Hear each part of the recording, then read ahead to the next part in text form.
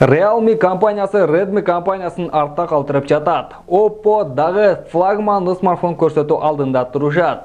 Google ар дайымкыдай iPhone'ду көчүрүп смартфон чыгарууда. Казакстанда болсо 5G интернет өнүгүшү үчүн Nokia компаниясы $500 миллион акча салуу алдында турат. Салам YouTube, бул KG Smart каналы. Жогоруда айтылган ысык IT жаңылыктар менен таанышып алыңыздар. Биз болсо баштадык. Redmi Note 8 Pro смартфону ушундай укмуштуудай смартфон экенин бардык техно каналдар көрсөтүп бүттү окшойт. Обзор кылып, тестүрлөө кылышып, камераларын текшеришип, бир гана мен калдым окшойт. Бир канча убакыт күтүп туруңуздар, мен сиздерге толук обзор көрсөтөмүн. Сөз. Honor 9X смартфонун Redmi Note 8 Pro смартфону артта калтырат деген маалыматтар келген. Бүгүнкү видеодо мен сиздерге айта аламын, Redmi Note 8 Pro смартфонун Realme'нин XT смартфону артта калтырат. Бул смартфон жаңы жарык көрүп жатат. Толук маалыматтар сиздердин көз алдыңыздарда турат. Бир дегенде көзгө түшүүсү бул албетте иштеп чыгаруучу процессору. Snapdragon 712 4000 мАч батарейка, сканер отпечатка смартфондун өзүндө, бирок канчалык тез иштешин мен билбейм, бирок ал албетте сонун. Сырткы көрүнүш албетте Redmi Note 8 Pro смартфонунун өзү достор. Жайгашкан жери, камералар, анын үстүнө арка жагында 64 мегапикселдик камера достор. Бул Redmi Note 8 Pro смартфонунан кичине арзан, жебейде ылдый болот.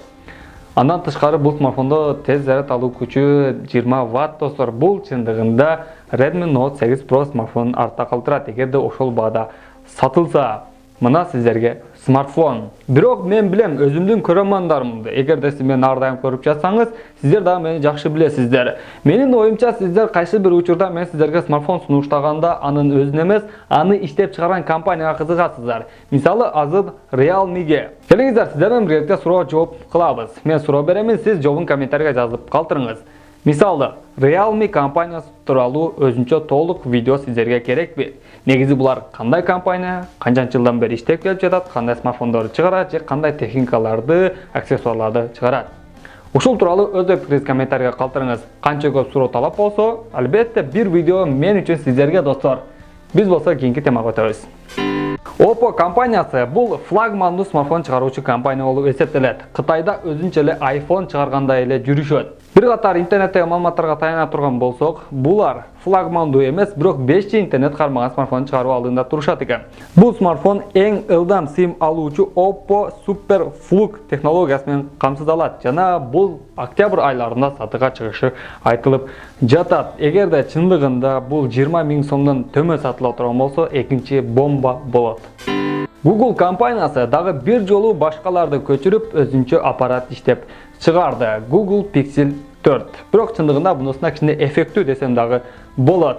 Интернетте, тагыраак айтатын болсок, YouTube'да бардык эле техноблогерлер негизи бул смартфонду өз алдынча обзор кылып чыгарып жатат. Тестилөө кылып, камераларын салыштырып. Смартфон сиздердин көз алдыңыздарда турат достор. Дал ушундай экраны без рамочный эмес, рамкасыз көрүнүштө эмес. Эмне дегенде ылдый жана өйдө жагында кара түстөр бар. Смартфондун экраны OLED экран болот, Quad HD деп дагы айтып жатышат. Мени кызыктырганы смартфондун арка жагында жайгашкан көрүнүш. Бул негизи iPhone'нун көрүнүшү, iPhone 11 Pro.